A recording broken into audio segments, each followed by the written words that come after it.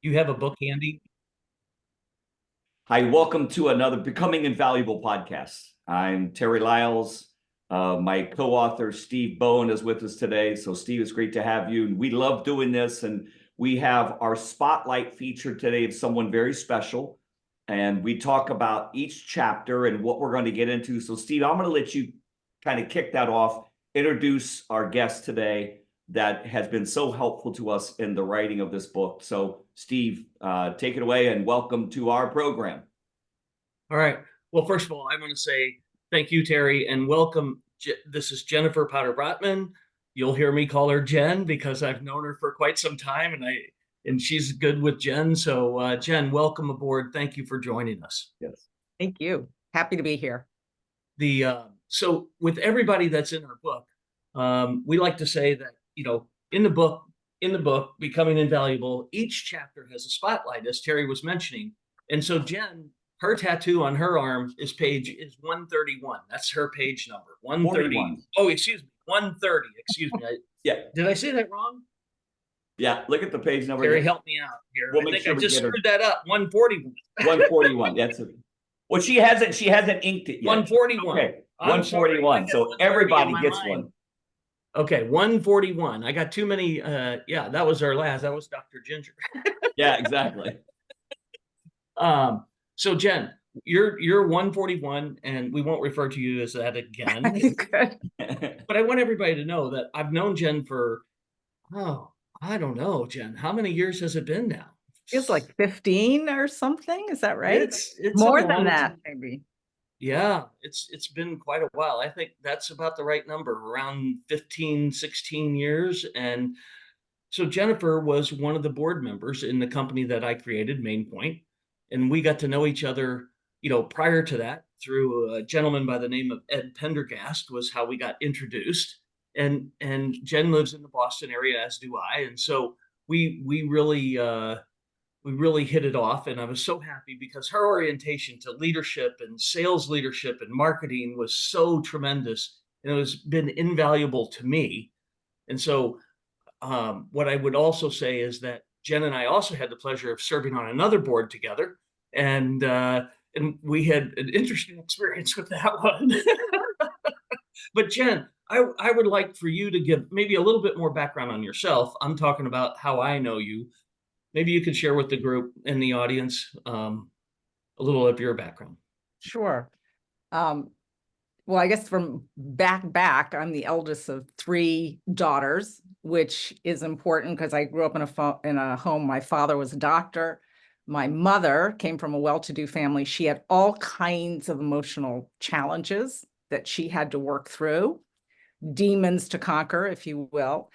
And so at a very, very early age, I developed this heightened sense of responsibility and feeling, because the home front was a little fragile and sometimes didn't feel quite rational in ways. So it gave me this very early kind of feeling of maybe emotional EQ and also, responsibility. It also gave me a lot of anxiety, which I've carried through my entire life and always tried to think, how do I turn that into a strength? Because it's there, right? It's omnipresent. Some very powerful things from my early childhood. My parents had, well, both parents very strong. My mother conquered all her issues, which I hugely admire.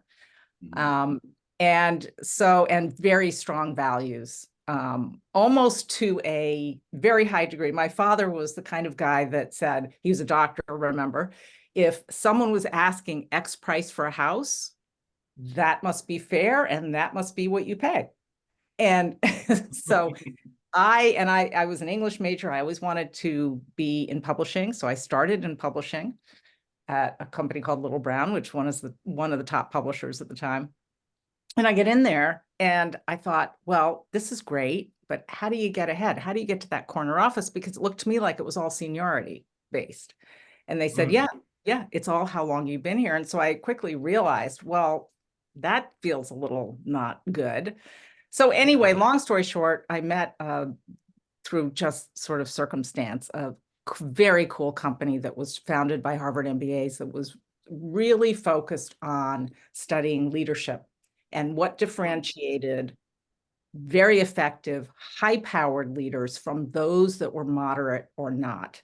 And it just hit me, it's like, what a wonderful mission. So I joined that firm as an editor and stayed for a very long time, followed the founders, the CEO, and then we sold it to Pearson, the big publisher. Ironic, started in publishing and then ended up, and then left that when we sold. I stayed a little bit after we sold the firm, got into private equity, and then into the crazy but wonderful executive search business. So my career's had kind of multiple points to it, and I think of it in phases sometimes and learnings in those different phases. But so that's just a little bit about my background.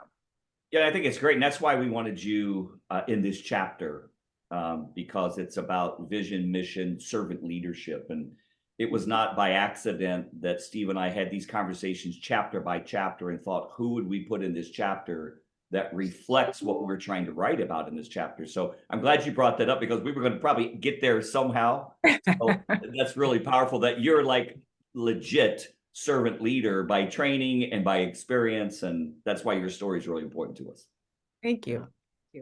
The, Jen, it seems like we all have some experiences that, Terry calls them transitions in life, right? We all have this transitory moments through life that we carry with us from childhood all the way through, and still experiencing some, right? And so that's really interesting how the challenges your mother had were things that helped you realize how you might face some challenges. I'm just curious, when you think back through, because for everyone, she was also the CEO of one of the more successful training companies in out there. And that company was then acquired by private equity, if I have that story straight. So maybe as you climbed the ladder to the corporate office, so to speak, what are some of the big challenges you encountered there that might have also related back to those childhood experiences? Oh, that's a great question. And technically we sold to Pearson, and then interestingly, private equity did come in. So you're Okay. You're right about it. What were some of the challenges? I think, one of them was it was a very academic, it was a for-profit company, but very academically oriented. And so a lot of the people were all about really doing the right thing and not always thinking commercially, not marrying those two things as well. And so early on, I observed that and I learned that, and I was always trying to navigate, how do we stay true to what we're doing, but also have a commercial spin on it. And I think that may have differentiated me a little bit. The other thing was there was a lot of jockeying for power. Yeah.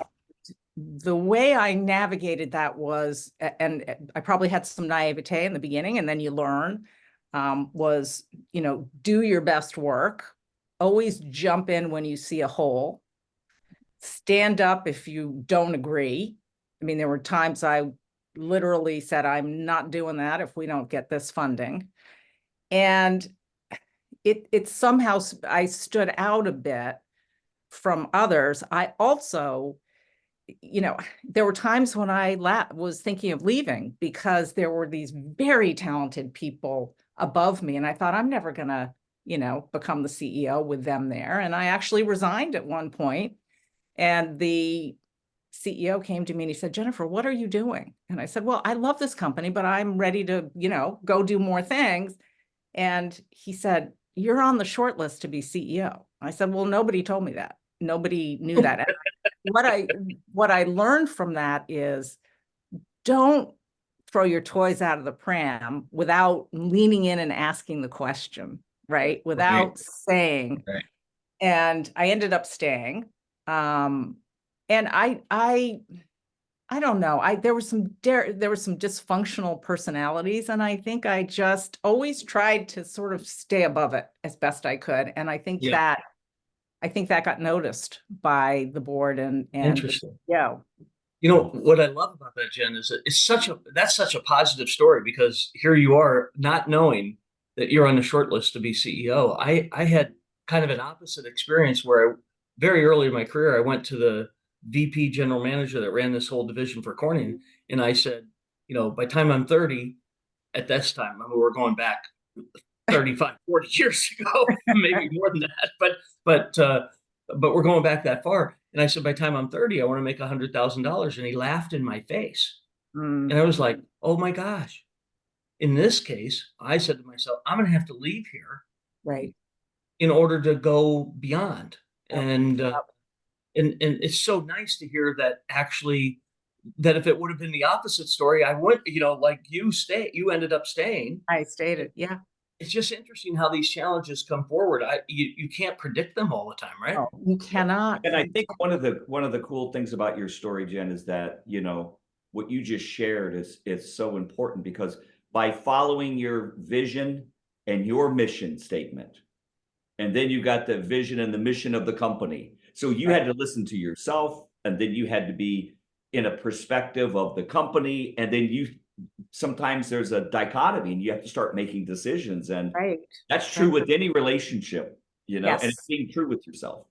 That's very, very true. And you're always kind of calibrating. How am I doing in this, right? Am I being true to myself? Am I learning from how I'm handling things? And that's the journey part, right, of becoming a leader. And it never ends, right? No, it never ends. And I think, and I'll ask Steve to jump back in. I think the cool thing about servant leadership, to me, we all have our own definitions, I'm sure. But to me, being a servant is very humble, very intentional, and pragmatic even, but also decisive. I mean, you can't be wishy-washy in leadership. Leadership has to be taken control of. Somebody has to make hard decisions, like Steve was saying about himself and you, and I've had to do it, and our upbringing brings us to that. But I love the fact that you shared that type of leadership is what we consider, I believe, servant leadership, which means we have to sacrifice something I really want or need right now to do what's best. But at some point, it's like, am I sacrificing to the point of my own detriment or the detriment of the company? So there's this, as you said, this ebb and flow of how you lead as a servant. Right. Definitely. Yeah. Well, Jen, I think we all face those challenges too, of family, other relationships, and business, right? And I find that people run around talking about, work-life balance. Terry and I don't subscribe to that phrase. We subscribe to work-life synergy, because because the scale keeps moving, right? At least to me. I don't know how it was. How was that experience for you? It was, well, I was fortunate in that the company the consulting company in leadership development was half the management team were female. And the CEO was a pretty enlightened. In what period of time are we talking? Let's see, I started there in 1978, maybe. Wow. That's he was very ahead of his time, very, very, really impressive leader. But he was also smart, because and I remember him saying this at one point, he knew women would work 10 times harder just to, navigate through. So he was no dope, right? I mean, and we were pretty crazy committed. And when I talk to some of the younger people today, men and women, they don't always operate like I did. And they may not be wrong, right? It was just how it was back then. So Steve, now I've blanked on your question now that I got myself diverted there. The work-life synergy and how that moves around. Yeah. I mean, I had to work on it. I was fortunate. My husband, when I took the job leading Europe for this company, he quit his job. We made a family decision to do that. And so I had a husband who was very supportive and stay at home. I always thought of my scorecard in life as having multiple things. So there was the work, there was the family and friends. And I always, and my husband Judd and I would talk about it, how are we doing on this balance? And not work-life balance, just thinking about it in terms of how were things integrated and were we doing what we needed to for each other and our family. And we navigated that pretty well. There were times when the balance was a little out of sync, but I don't think you avoid that. I think that's just sort of how it goes. And if it's out of sync for too long, then you have to make decisions. But I think I was pretty fortunate in that regard. Yeah. You know, it's not, so this is another one. People always struggle and talk about it. And for me, it wasn't really a struggle. Right. Yeah, Well, you were you more know, like in a flow state of those values that you and your husband put together, work, Yeah. family, friends. And it's like a pendulum, I consider it. We're Right. swinging back and forth. So it's, if you start swinging too far, you're going to swing too far that way. So you have to keep this kind of slow, steady Right. alignment and synergy Right. that Steve and I talk about, which I think you're describing is it doesn't have to be like, okay, I have to do work now. Oh, I have to do family. It's like, yeah. we're one person navigation of all these things, which we call negotiate. We're doing Right. that every day with all the Yeah. things in our lives. And it's integrated. I mean, when I went to lead Europe, calendars everybody could see. And I put on my calendar Alexander's soccer game, my whatever, so people could see, because I wanted to model it. I wanted others to do it. And it became, it was a good way to do it. That's Yeah. good. And I think that aspect of whatever your partner, your spouse, whatever that is in life today, I will never forget when I started Main Point and I told Deb we were going to bet everything we had to do it. Oh, And she said, just don't lose my van, because if the kids and I have to, we can live in there for a few weeks. Sounds like Deb. She's so funny. Yeah, but But see, that's commitment. That's commitment to a vision and a mission. Well, that it is. is. That's right. That's exactly right. I mean, if you're, and it has to do with doing what you love, right? I mean, I always loved what I was doing. And if I didn't, that's a whole different deal. Yes. Yeah, yeah, absolutely. I think one of the other things that, excuse me, seems to come up in leadership all the time is people struggle with getting to, I'm going to use the term root cause. That sounds like there's a problem. I don't mean always a problem, but leaders seem to have a way of learning and finding out how to get to what really matters. I'm just curious some of your views on that. And how to get what really matters. Well, I think it's reading all the surrounding context is so important to me. And this is, makes me crazy at times, because if I'm in a meeting or in a company, I'm operating with every single antenna out possible. Like, what's the strategy of the company? What's the context? What's the political thing? What's going? And because I'm always synthesizing all of that, driving myself crazy at times, but synthesizing, you can then sort of, it's like the forest for the trees. You can see what are the really serious things versus the noise.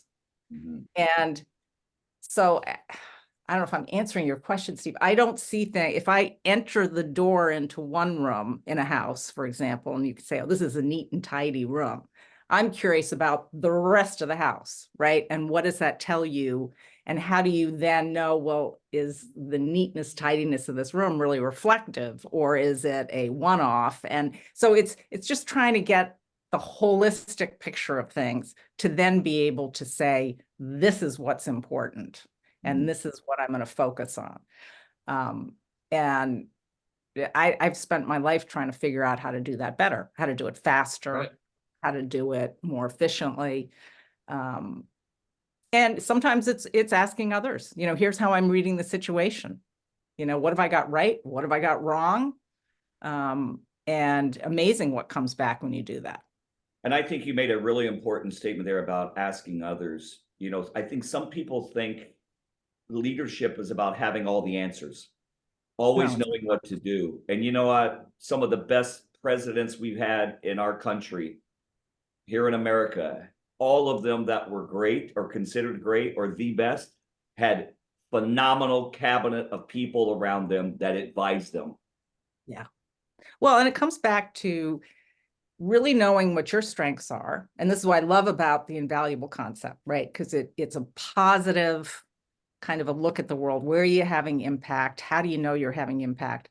And if you're focused on that and you're focused on where your strengths are, then you surround yourself with people who complement you, maybe push you in ways you need to be pushed.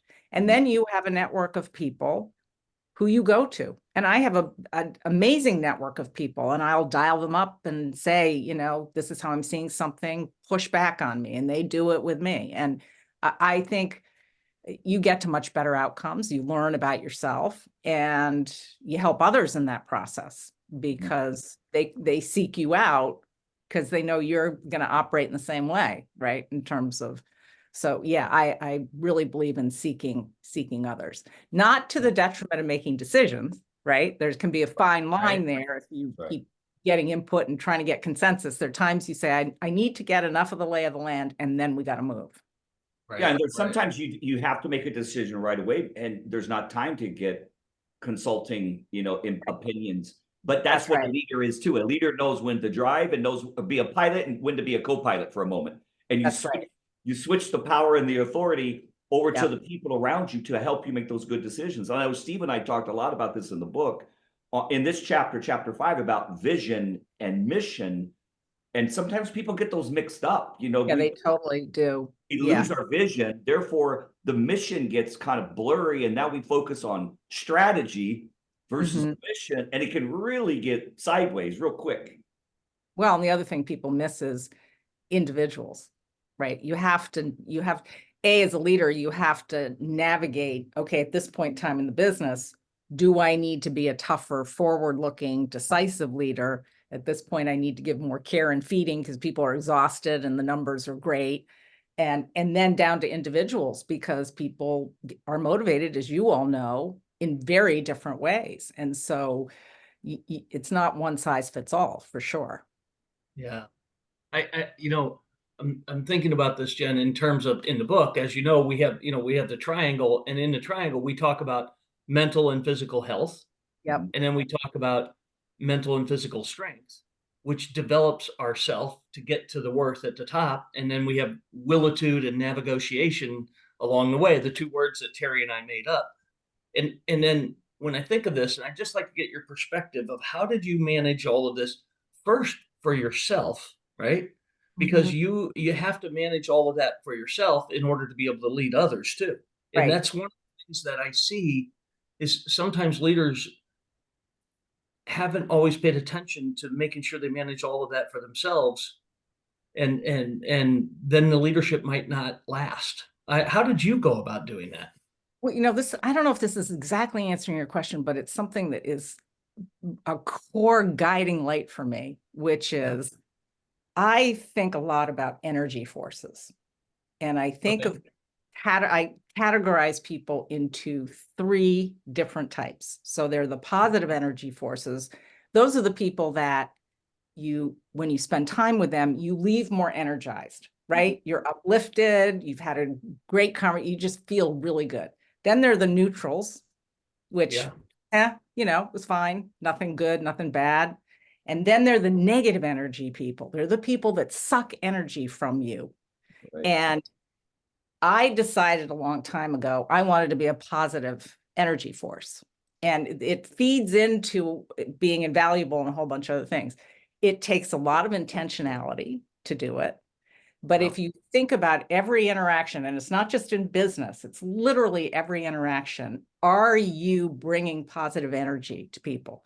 Doesn't mean you're not going to give them tough advice, doesn't mean, but are you a positive energy? I'll give you this stupid little example because it just sticks in my brain. One time I was trying to get a cab in Boston and there was no queue. It was like people were just, up and down sidewalks for like 2 blocks. Not in any line, just on the edge of the sidewalk. And so we all had our hands out, right? Everyone's trying to get the cab. And this cab literally went by about 20 people and pulled up in front of me. And I got in the cab and I said, "Hi, how are you?" And then I said, "I'm just curious, why did you stop in front of me when there were all these other people?" And he said to me, "You were the only one who was smiling." Yeah, that's powerful. All right. And I thought, well, there it is. It's a little example, but it's how your impact on people by positive, and it is a big, big deal. And it so back to Steve, your question. So then you become, you just become more aware of where are people Yeah. and how do you navigate that, but being positive, being a positive energy force, because people don't move, don't get inspired, don't want to be part of anything if they're not feeling that. Yeah, I don't. you said something really powerful there, because we talk about in the book, the difference between inspire and expire. And I use this a lot in training and coaching with people, because you either walk in a room and you give inspiration or oxygen in the room, or you suck it out of the room. You're an Exactly. extrovert. Same thing. Yeah, and I love that you said that, because it's so, and you can see it on someone's face. You can see it in their body language. Yeah. You got a cab ride because you were smiling. I mean, who knew? That's all it took. Who knew? It's such a goofy thing, really. But Steve, the other thing is to replenish that. So that takes time and a lot of, Yes. So for me, the way I replenish is exercise, reading, a really wonderful husband, son, and friends, and some meditation. Because, if you're not in a place where you can be fully present and you're not going to be good for yourself or anyone else. So and that's been a long process for me. I don't think I always had that right. I think I I think I took it internally. I think I made myself sick at times, not physically sick maybe, but just the stress was at a level. And, I learned to compartmentalize.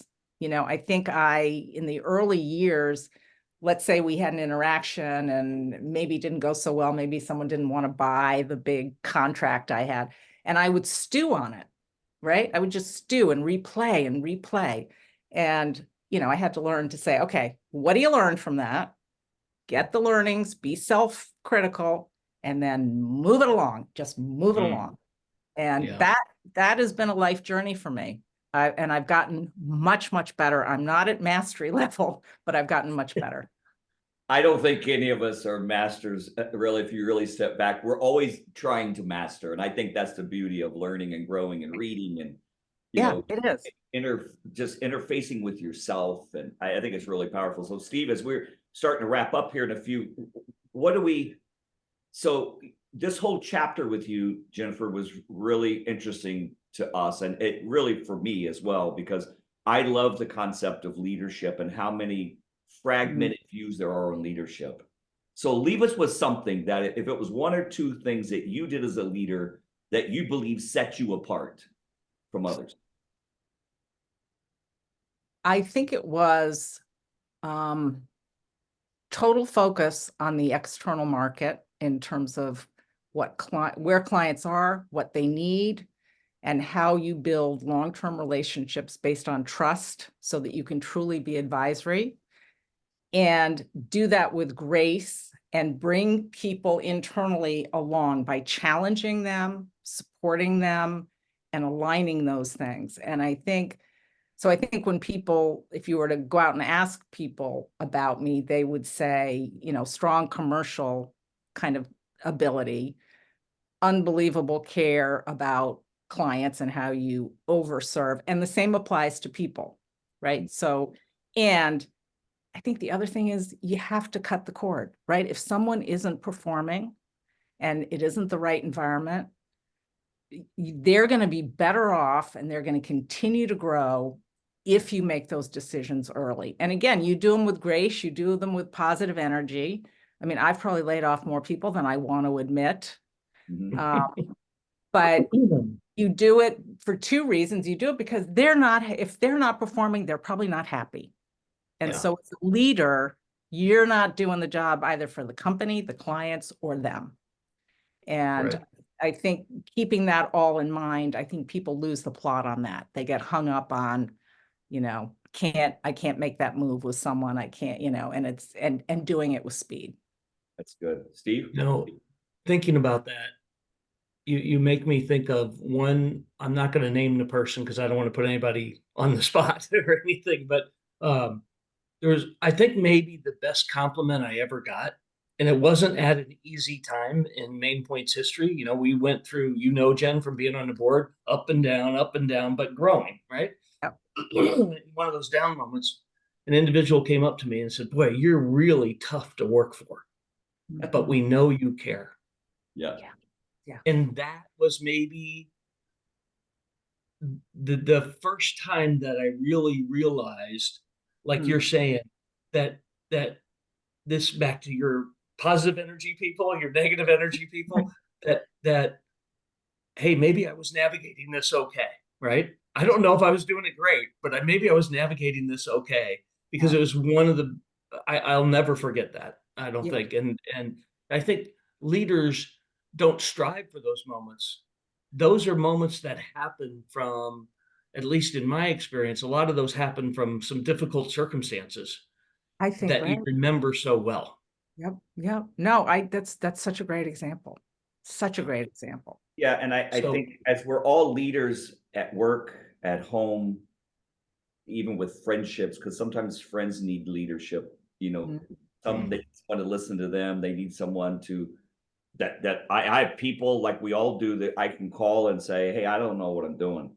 Like I'm Right. confused about this thing. I Yeah. just don't," because you know, like all of you probably, people call me like I know what I'm doing. And it's like Oh, I some days know. I I'm know. Yeah. lost. I don't even know where I'm at. You know, it's like, but I don't tell them that because you know that would freak them out. But people, and I'll end with this because we got to get out of here soon. But I think leaders, strong leaders, attract other strong leaders. Oh, When you find other strong leadership, you can be vulnerable because you know we praise down and we complain up. So you got to yeah. find somebody strong as you or stronger that you can really say, "I don't know what I'm doing right now. What should I do?"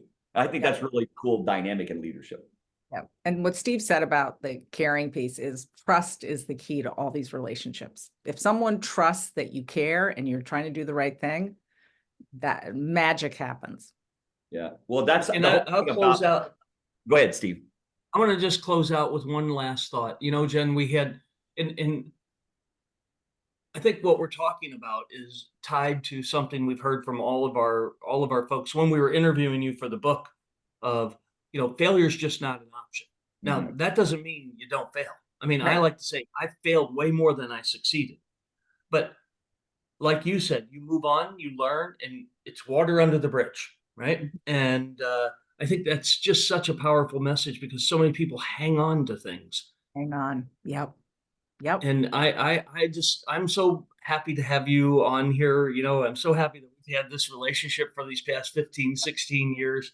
And I know it's going to continue. Well, And I hope so. And I congratulate you guys on this book because I think the way you've picked it up and framed it is really powerful and refreshing. And it had me looking at my sort of whole background with a different lens and got me thinking. So thank you for that. Yeah, you're welcome. thank you. Terry, you want to wrap things up? Yeah, so people can find us at becominginvaluable.com, and our books are available everywhere. So Amazon is probably the go-to for most people, but it books a million, you know, wherever you buy Barnes and books. Noble. Barnes and Yeah. Noble, yeah, it's Kindle. We have our audio version that we're releasing very quickly here that's completed, which we're really excited about. So becominginvaluable.com is how you find us. Steve, as always, thank you for doing this with me and doing this, you know, together. And Jennifer, for you being on today and being in chapter 5. And you're always going to be number 141. It's just a number, but we thank you for your contribution and being invaluable to help us share your story with ours of others who are becoming invaluable. So thank both of you for being here today. So becominginvaluable.com, thank you for being here today, and enjoy the listening and the viewing, and we will talk again soon. Okay.